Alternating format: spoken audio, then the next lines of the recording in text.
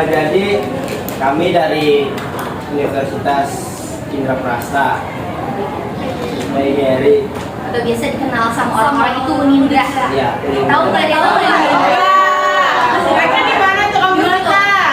Ada yang tahu nggak? Tahu. Kalau dulu itu calling kita ya. Kami dari fakultas. Jadi kami dari Fakultas Pendidikan Ekonomi. Tujuan kami di sini yaitu memberi arahan atau pengenalan mengenai kekerasan seksual. Lama-lama langsung kita mulai aja ya sosialisasinya ya. Sebelum kita sosialisasi kita kenalan dulu nggak? Iya. Kenalan ya. Oke. Saya ketuanya.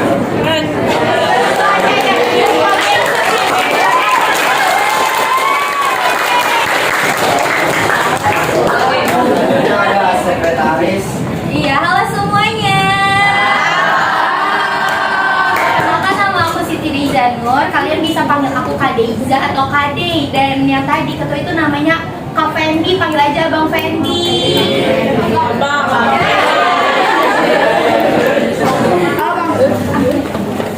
Semuanya perkenalkan, nama aku Afra. Halo Kak. Halo semuanya, nama aku Salsa Dila, bisa dipanggil Kak Salsa, boleh Kak Dila juga. Halo semuanya, perkenalkan nama aku Sarah Aulia. Kalau bisa panggil aku Kasa. Iya. Hai, nama aku Kak Dinda Nisipa, panggil aja aku Dinda ya.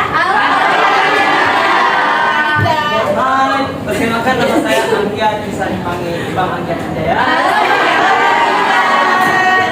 Kita izin langsung presentasi ya. Perhatian ya. Jadi kami semua ingin membawakan materi yaitu melawan kekerasan seksual di sekolah dari ucapan hingga sentuhan. Nah sebelum itu kalian tahu nggak sih kekerasan seksual itu apa? Ada yang tahu nggak? Ada yang tahu nggak kekerasan seksual itu apa? Contohnya contoh. Bullying, ya, bullying. Ada lagi? Pelecehan. Ya, pelecehan. Bacaan ada apa aja nih? Banyak nih. Ada yang tahu nggak?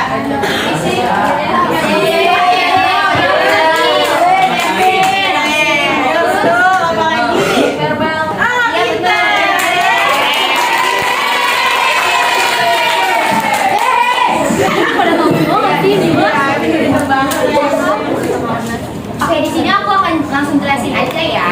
Jadi, kekerasan seksual adalah segala bentuk tindakan yang bersifat memaksa tanpa persetujuan orang tersebut yang berkaitan dengan aktivitas seksual seperti pelecehan, terus ada pemaksaan atau eksploitasi seksual yang melanggar hak dan martabat dari seorang korban tersebut. Nah, di sini ada contoh kekerasan seksual. Tadi siapa yang benar menyebut nama verbal? Kamu ya, benar ya. Contoh kekerasan seksual itu yang pertama tuh dari verbal. Nah, verbal itu dia melalui kata-kata, seperti dia menggoda atau berkata jorok dengan tubuh orang lain, terus mengomentari tubuh orang lain, terus mengirim pesan atau lelucon yang berbau seksual, dan mengancam akan menyebar foto pribadi seseorang. Next. Nah, yang kedua ini ada non-verbal. Nah, bedanya verbal dan non-verbal, kalau verbal itu melalui kata-kata, dan kalau non-verbal itu melalui tindakan, seperti menatap tubuh orang lain dengan tidak senonoh. Terus yang kedua ada menyentuh dan meraba tubuh korban tersebut. Terus yang ketiga ada memperlihatkan bagian tubuh pribadi kepada orang lain, dan mengambil foto atau video seseorang tanpa izin dan menyebarkan gambar video tersebut. Nah, selanjutnya itu ada ciri-ciri kekerasan seksual. Sebelumnya ada yang tahu nggak nih ciri-cirinya apa? Yang kalian tahu aja gitu. Nggak apa-apa, kita sharing-sharing aja dulu. Ayo yang mau jawab. Ada yang tahu nggak? Tapi nggak beda dulu nih. Udah kelihatan ya? Udah kelihatan. Udah kalau jelasin aja ya.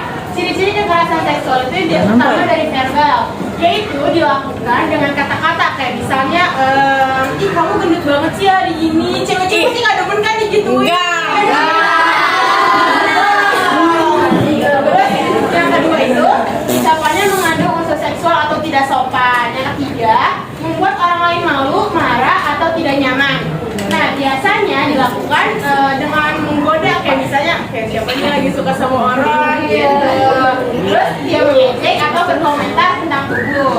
Terus yang kelima, tidak menyentuh fisik tapi bisa menyakiti perasaan.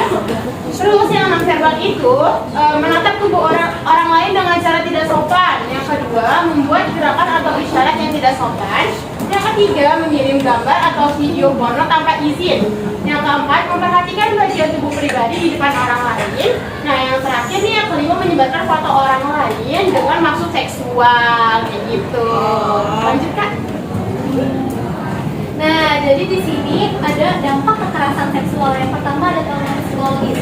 Jadi tuh kalau psikologis itu kan ketika kita dilakukan kekerasan seksual, jadi korban tuh kayak merasa takut, malu, cemas, atau ketika merasa percaya diri dan pede. Yang kedua ada gangguan emosional. Jadi korban yang merasakan kekerasan seksual tersebut itu bisa mudah marah, depresi, atau menarik diri dari lingkungan. Yang ketiga ada menurunnya prestasi atau kinerja. Jadi kalau misalnya kita belajar atau sekolah jadi nggak ada semangatnya gitu, sulit fokus belajar atau bekerja karena stres. Yang keempat, kerusakan hubungan sosial. Kayak misalnya tuh korban tuh jadi sulit percaya sama orang lain. Yang terakhir ada dampak fisik, kayak sulit tidur, terus sakit kepala atau kehilangan nafsu makan. Jadi bakal kepikiran terus sama apa yang dialami itu dari kekerasan seksual. Nah, di sini ada cara mencegah kekerasan seksual. Yang pertama untuk kita sendiri, untuk diri sendiri. Yang pertama ada jangan mau disentuh orang lain di bagian tubuh yang pribadi. Buat khususnya perempuan yang mungkin udah tahu yang nggak boleh disentuh nih yang mana. Terus yang kedua, berani bilang tidak kalau ada yang membuat tidak nyaman. Jangan suka-suka buat kayak nolak kalau misalnya ada yang melecehkan kalian. Terus yang ketiga, jangan mudah percaya pada orang yang baru dikenal. Jadi jangan terlalu membuka diri banget buat orang yang baru dikenal tersebut. Terus selanjutnya ada hindari tempat sepi, terutama saat sendirian. Jadi kalian kalau misalnya mau kemana-mana tuh harus bareng sama temen. Bagi yang cewek-cewek ya nggak boleh jalan sendirian di tempat sepi. Terus yang terakhir, hati-hati memakai media sosial nih. Jangan ngirim foto atau data pribadi sembarangan. Jadi kalau misalnya kalian punya medsos kayak misalnya Instagram, WA, Facebook dan lain-lain, TikTok. Jadi kalian nggak boleh kayak membuat video yang sembarangan yang bikin orang lain tuh kayak bergairah kepada kalian biar bisa kayak kekerasan seksual tersebut. Yang kedua ada di sekolah. Jadi sekolah itu perlu banget ngajarin kalian tuh tentang menjaga diri dari pelecehan, kayak misalnya ada sosialisasi tentang kekerasan seksual, bisa dari guru atau dan lain-lain. Yang kedua ada ketika ada kejadian yang tidak pantas, segera lapor ke guru atau pihak sekolah. Jadi kalian nggak usah takut, misalnya kalian ngerasain kejadian kekerasan seksual, jangan takut buat lapor ke guru, BK atau ke wali kelas kalian. Kepala sekolah juga boleh. Dan yang ketiga ada ciptakan suasana sekolah yang aman dan saling menghargai. Yang terakhir di rumah dan lingkungan. Jadi yang pertama itu orang tua itu perlu banget ngajarin anak-anaknya tentang bagian tubuh yang nggak boleh dipegang sama orang lain. Terus yang kedua, anak itu harus berani cerita. Jadi kalau ada masalah yang diri sendirinya tuh kayak kepikiran terus, kalian boleh cerita banget sama orang tua kalian. Terus yang ketiga, jangan diam kalau melihat pelecehan, bantu atau laporkan. Jadi kalau misalnya teman kalian nih ada yang dilakukan kekerasan seksual kayak dilecehin atau dipegang-pegang sama orang lain tuh kalian harus ngadu ke orang tua, laporkan. Terus hargai orang lain dan jangan berkata atau bertindak yang bisa menyinggung secara seksual. Nah, mana sih kita harus melapor? Yang pertama nih, tadi kan kakak udah bilang kalau di sekolah itu kita harus melapor sama guru BK, sama kepala sekolah. Terus yang kedua di rumah atau lingkungan. Jadi di rumah itu orang tua paling pertama itu ibu kita sama ayah kita sendiri, ketua RT, tokoh masyarakat. Yang ketiga itu ada lembaga resmi pemerintah, polisi, PPA, Perlindungan Perempuan dan Anak terutama, KPAI, Komisi Perlindungan Anak Indonesia. Yang terakhir ada nomor darurat nih. Jadi di sini ada nomor 110 yaitu polisi, yang kedua ada 129 dari layanan pengaduan kekerasan perempuan dan anak. Yang terakhir ada Kemen PPA yaitu nomornya sudah tertera ya, 0821 2575 1234. Bisa dibantu kalau misalnya kalian ada yang ngalamin kekerasan. Lanjut, apa sih hukuman bagi pelaku kekerasan seksual nih? Kalian juga harus tahu ya. Yang pertama itu penjara. Nah biasanya kalau misalnya orang melakukan pelecehan seksual itu apalagi kepada perempuan sama anak di bawah umur kan, itu tuh bisa sampai 10 tahunan gitu. Dan itu susah banget sih untuk keluar. Terus yang kedua itu ada denda. Jadi kalau misalnya kalian pelakunya nih, nauzubillah min zalik ya, kalian pelakunya terus kalian nggak mau dipenjara tuh kalian tuh harus bayar uang denda dan itu nggak murah harganya. Terus kebiri kimia, nah kebiri kimia yang tahu nggak nih apa? Apa tuh pasaran? Nah kebiri kimia itu dimana mohon maaf alat kelamin laki-laki itu disuntik dengan cairan tertentu agar hasratnya dia itu berkurang. Nah kemudian itu ada rehabilitasi, yaitu rehabilitasi itu kayak ditaruh di sebuah tempat di mana itu sih kayak sendirian gitu loh, nanti kayaknya kayak dikasih mungkin psikologi atau orang-orang yang bisa membuat pikirannya dia itu jadi jernih. Terus yang kelima itu diumumkan ke publik. Nah, karena tahu kan kalau misalnya melakukan pelecehan seksual itu banyak di berita-berita kan. Nah, jadi kalau nggak mau ditanyain sama masyarakat, jangan lakuin pelecehan ya. Silakan Tuan. Nah, pesan pentingnya nih, berani bilang tidak kalau misalnya ada yang mau melakukan kita. Terus yang kedua, jangan biarkan orang lain menyentuh tubuh pribadi kita, karena kan tubuh kita milik kita sendiri ya. Emang kamu mau disenggol-senggol? Gak mau kan? Terus yang ketiga itu pergi bersama teman. Kalau misalnya kalian mau ke tempat baru nih, apalagi khususnya perempuan ya, kan tuh kalau misalnya mau ke tempat baru tuh harus ada temennya, apalagi sepi. Nah, terus yang ketiga itu hati-hati bermedia sosial. Kan kita kan anak Gen Z ya, apa-apa tuh kayak nggak bisa gitu kalau nggak megang HP. Nah, jadi kita tuh harus kayak jaga tangan kita, jaga mulut kita, biar nggak terjadi hal-hal yang tidak diinginkan. Nah, yang keempat itu kalau misalnya kalian kena pelecehan seksual tuh kalian jangan diem aja guys, kalian tuh harus lapor. Kalau misalnya kalian takut bisa sama BK gitu, kalian bisa lapor ke teman. Kalau misalnya takut lapor ke teman, takutnya dicepuin gitu, bisa ke orang tua. Nah kalau orang tua juga nggak bisa, kalian bisa langsung lapor ke nomor yang tadi ya, bisa ke polisi, ke perlindungan anak atau perempuan dan lain-lain. Terus yang kemudian itu kalian harus percaya diri. Jadi gimana diri kalian tuh kelihatan tegas gitu loh. Kayak misalnya kalian mau disenggol nih sama orang, kalian tuh harus bisa berani ngebela diri kayak gitu. Nah, kan sesi kita kan udah selesai nih. Kira-kira ada nggak yang mau nanya? Ayo. Saya Sofia, saya ingin menanyakan soal kebiri kimia. Apakah perempuan juga bisa dapat hukuman seperti itu atau hanya laki-laki saja yang dapat? Terima kasih banyak ya. Terima kasih ya. Ini bagus banget. Banyak ya Sofia udah tanya. Bagus banget. Iya, jadi kalau kebiri kimia itu dikhususkan itu untuk laki-laki ya, karena kan mereka kan maksudnya hasrat seksual kan lebih besar kan daripada wanita. Jadi kalau misalnya untuk kebiri kimia sendiri itu dikhususkan untuk laki-laki. Nah kalau perempuan ini aku juga masih jarang sih ya kasus kalau perempuan ya, biasanya laki-laki kan banyak kan ya.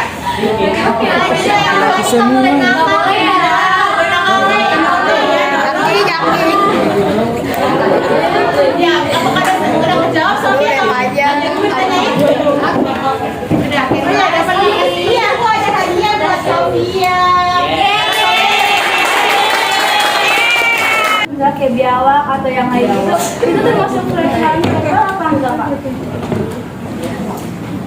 Iya, kalau menurut aku itu merupakan salah satu pelecehan verbal ya, verbal, karena kayak nggak mungkin dong, emang kalian mau dikatain biawak atau nah kalau misalnya kalian ada yang dikatain gitu bilang enggak, omelin aja, jangan takut, oke? Apalagi biasanya pakai nama-nama orang tua kan ya.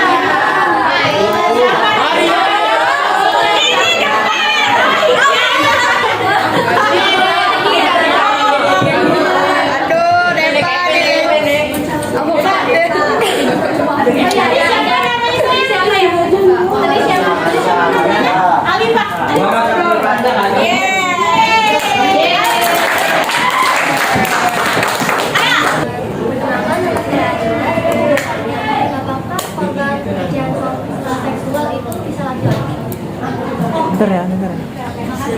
Oke,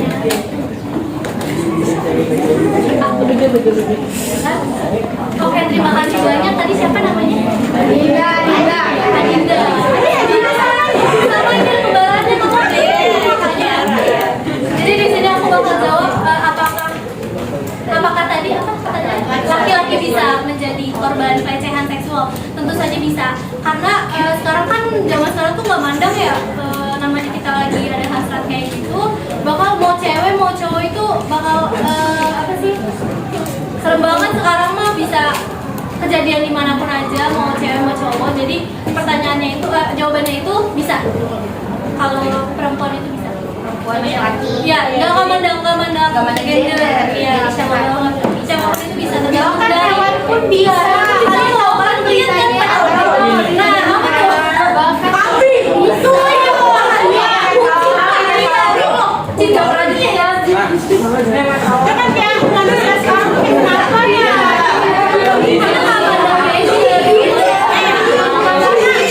Orang kalau kayak gitu otaknya kan udah rusak ya, jadi kayak udah berpikir tuh udah kayak berkurang gitu loh. Dia nggak mandang mau dunia atau apapun itu, yang penting hasratnya itu bisa. Terima kasih ya teman-teman.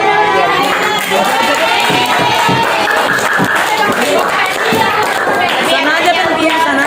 Nama aku Muhammad Ali Ibrahim.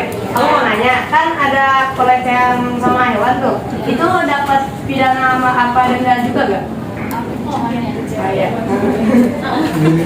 Kalau untuk pelecehan ke hewan kayaknya sih belum ada undang-undangnya ya, setahu aku ya, karena untuk iya, karena dari untuk perempuan sampai anak di bawah umur gitu lagi Tahun 2030 baru dibuat. kayak gimana ya, bayangin aja nggak sih kayak misalnya kayak gitu ke hewan gitu, aneh nggak sih?